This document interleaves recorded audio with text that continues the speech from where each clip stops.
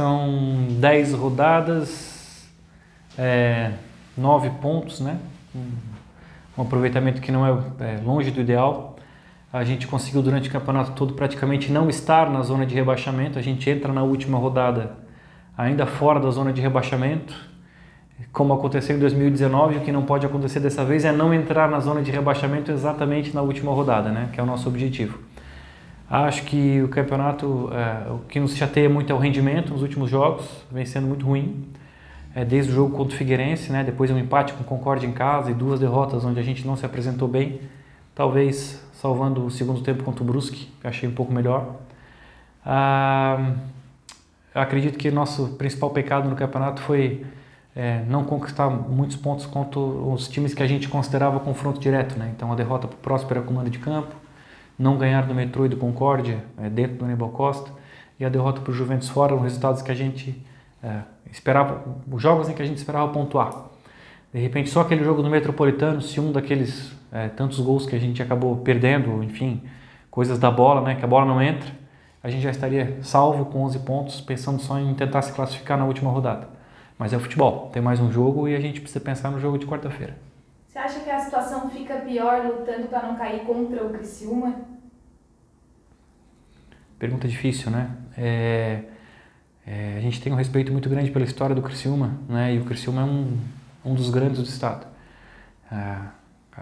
As teorias da conspiração vão nos falar sempre que lutar para não cair contra grande é um problema. Mas eu acho que isso também vem passando no futebol, né? A gente precisa acreditar sempre que as coisas acontecem dentro do campo e só dentro do campo. A gente vê no futebol brasileiro vários grandes caindo.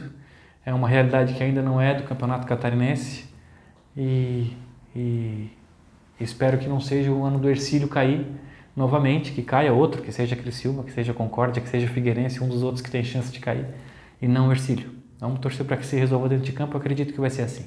Doutor Natan, antes da gente entrar para as perguntas dos nossos colegas de imprensa, em relação àquele protesto, né, aquele documento que foi encaminhado e o vídeo para a federação, certo. Nós tivemos uma resposta do documento, né, da solicitação, de isonomia e tudo mais. Antes do jogo do Avaí, poderia falar um pouquinho sobre a resposta da federação?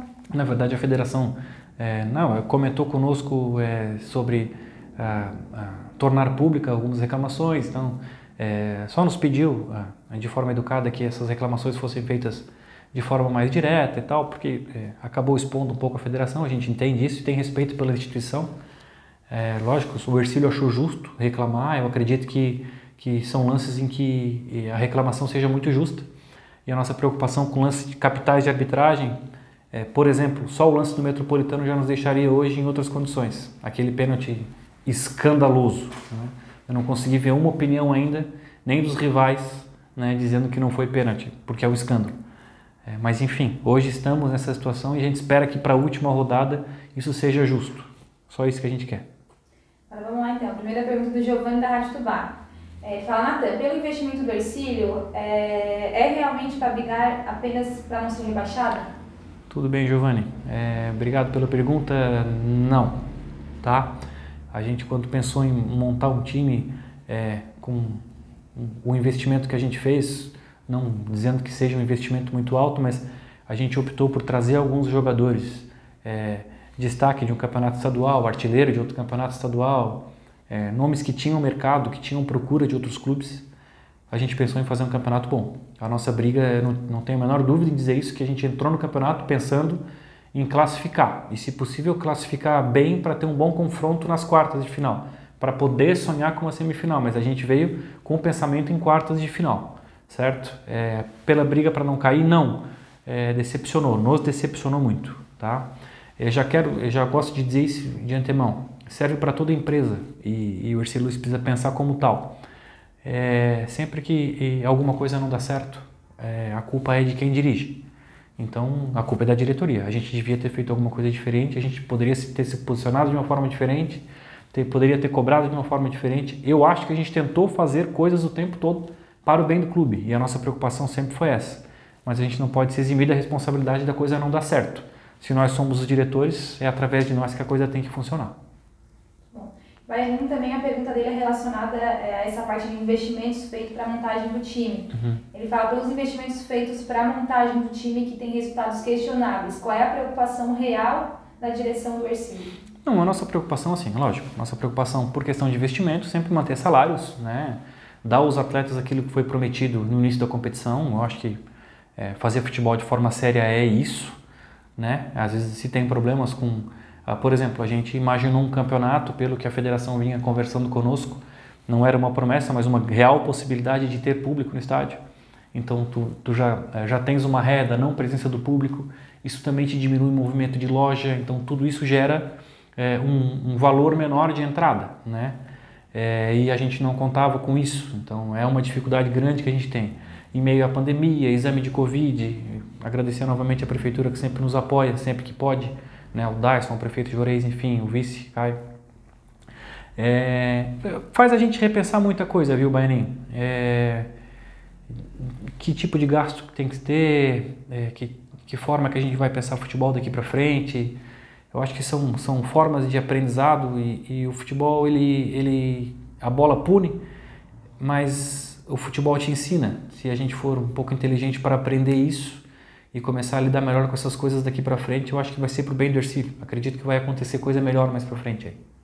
Antônio Faustino da Rádio Tubá. Natan, qual a razão para a demissão do técnico faltando 3 rodadas, já que o clube não tem calendário para a sequência? Se fosse para mexer, não deveria ter sido antes, relacionado à demissão do Caranhato? Demissão de treinador é um assunto muito polêmico, tá, Antônio? Se a gente tivesse demitido antes, provavelmente ou possivelmente não estaríamos com 9 pontos como estamos agora, de repente até menos. São decisões difíceis de tomar no momento que a gente toma, não existe uma lógica, a gente precisa tentar fazer a leitura do grupo, a leitura da comissão técnica, tentar entender o que pode estar acontecendo de certo ou errado. Num primeiro momento ruim do campeonato, depois das 3 primeiras rodadas, que foi quando a gente pensou em mudar alguma coisa dentro do clube, a gente procurou fazer a leitura do que poderia não estar certo. Entendemos que com 3 rodadas avaliar o trabalho do treinador é muito injusto, né? E depois dessas 3 rodadas, a gente deu mais 5 rodadas para o Marcelo trabalhar. Nessas 3 rodadas a gente optou por mexer no elenco, o que a gente achou que poderia estar prejudicando o elenco, e a gente mexeu em jogadores. Depois dessas 3 rodadas a gente deu 5 jogos para o Marcelo, e nesses 5 jogos a gente fez 8 pontos, que é um aproveitamento que seria bom para o campeonato. A gente estaria hoje com 16, 17. Né? Agora, depois desses 5 jogos, a gente veio para um 9º jogo contra o Figueirense, se eu não me engano, teve um empate com o Metropolitano, e a gente veio para o jogo contra o Figueirense, onde o rendimento foi muito ruim. E novamente a gente percebeu que precisaria mexer, porque o rendimento estava muito ruim. E aí, depois de 8, 9 rodadas, se tem a percepção que já deu tempo para o trabalho acontecer e que se tem alguma coisa de errado, que se pode mexer na comissão técnica, mesmo faltando 3 jogos. Lógico, faltando 3 jogos, vai trazer um treinador novo para começar um trabalho? Não. Por isso a opção do Tom, que estava dentro do clube, que é um profissional que tem a nossa confiança, nosso respeito, entende muito de futebol, e como já conhecia os atletas e já estava dentro do processo, poderia ajudar, né? Criamos um fato novo, sem precisar jogar a responsabilidade em cima de quem não conhecia o elenco. Na verdade foi isso. E aí a responsabilidade dessa forma não ficou nas costas do Tom, né? A responsabilidade ficou nas costas da diretoria que mexeu e dos atletas que tem que responder dentro do campo. Muito com relação a essa fala em relação ao desempenho, né, que teve que mudar para melhorar o desempenho, vem a pergunta do Giovanni da Rádio Tubá. O elenco de jogadores é cobrado para conseguir o melhor desempenho? Se o problema era o Caranhato, por que eles não deram a resposta em campo? Muito cobrado. A gente conversa várias vezes com os atletas. Eu acho que o desempenho vem caindo. A gente fez alguns bons jogos, acredito num bom segundo tempo contra o Criciúma. Apesar do início ruim contra o Próspera, um bom primeiro tempo contra o Próspera, quando fomos superiores e tivemos uma expulsão no início do segundo tempo, ali nos prejudicou. Fizemos um péssimo jogo em Jaraguá.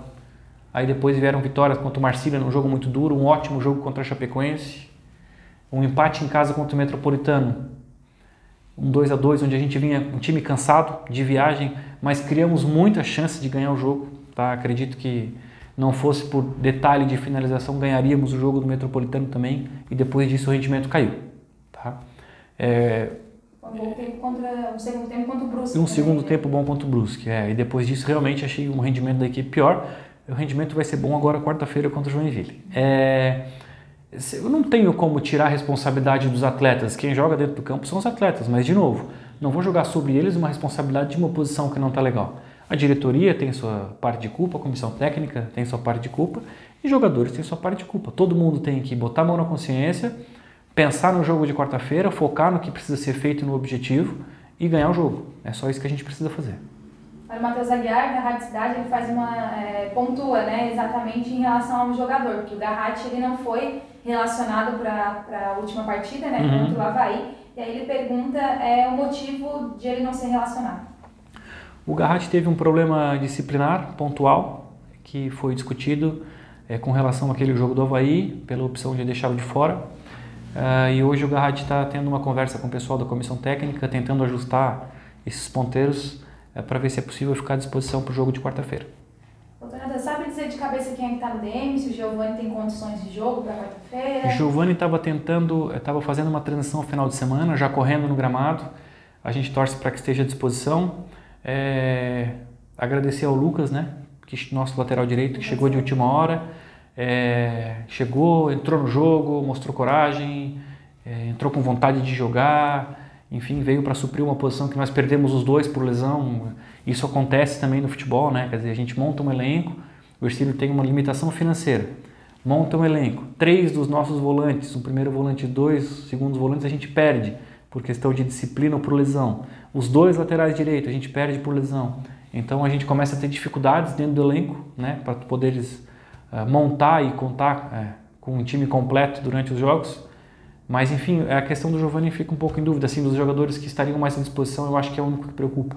Mas não tenho certeza sobre a participação do jogo ainda. Vou esperar uma resposta do Elton amanhã sobre a situação do Giovani. Para a gente fechar, então, quarta-feira, última rodada dessa primeira fase catarinense, o Ercílio deixou a gente sofrer na última rodada, vencer ou vencer, apesar de tudo depende só de si. Além de diretor de futebol, você é torcedor desse jogo. Qual é a tua expectativa para esse jogo? Planejamos tudo antes do campeonato para que não chegássemos na última rodada sofrendo. Queríamos muito chegar nesse jogo contra o Joinville, ou já classificados, ou pelo menos com a preocupação apenas da classificação, né? Não aconteceu assim. Lá vem mais um jogo sofrido, mais um jogo difícil. Joinville tem um time de muita qualidade técnica e a gente sabe da dificuldade que vai ser. E a gente sabe o quanto a gente vai sofrer ali assistindo o jogo da arquibancada. Um jogo que a gente precisa vencer, se não vencer, torcer por um resultado que não seja a vitória do Criciúma, né? Que é algo que nos deixa tranquilos pelo menos para disputar a Série A de novo no ano que vem. Mas eu acho que enquanto está nas nossas mãos a vitória, nosso foco é vencer e torcer para Figueirense e Concórdia não vencerem, porque a gente ainda belisca uma classificação. Se a gente quer chegar em algum lugar, a gente precisa pensar lá para frente, né? Se a gente fica pensando lá para trás, a gente só anda para trás.